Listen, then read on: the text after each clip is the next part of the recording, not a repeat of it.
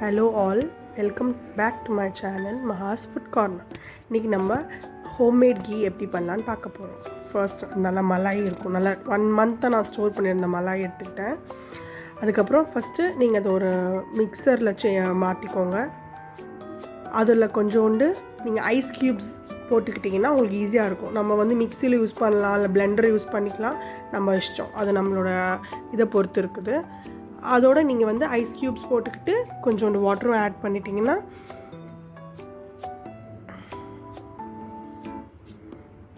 இது இப்போ நல்லா மிக்ஸ் பண்ணி எடுத்துக்கிட்டிங்கன்னா அப்படியே மேலே வந்து ஃபுல்லாக அந்த பட்டர் உங்களுக்கு செட்டில் ஆகிடும்.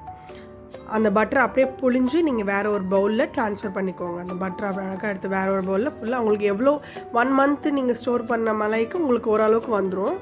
அதை எடுத்து ட்ரான்ஸ்ஃபர் பண்ணி எடுத்து வச்சுக்கோங்க.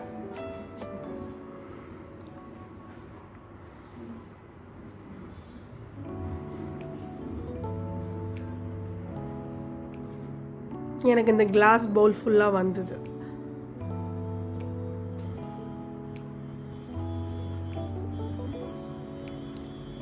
இந்த பட்டரை நீங்கள் வெறும் பட்டராகவும் யூஸ் பண்ணலாம், இல்லை அதை நீங்கள் உருக்கி நீங்கள் நெய்யாகவும் மாற்றிக்கலாம்.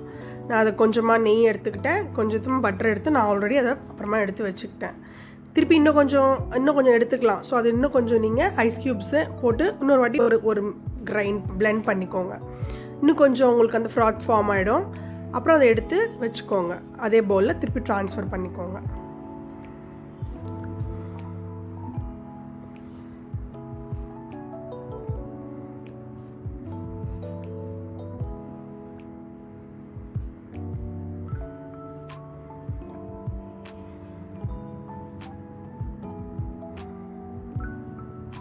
இப்போ இதெல்லாம் பிளெண்ட் பண்ணி எடுத்தோன்னா இப்போ அந்த தண்ணி உங்களுக்கு வர்றது வந்து அது அப்படியே நீங்கள் பட்டர் மில்க், அது உடம்புக்கு அவ்வளோ நல்லது. அதை நீங்கள் நல்லா யூஸ் பண்ணிக்கலாம்.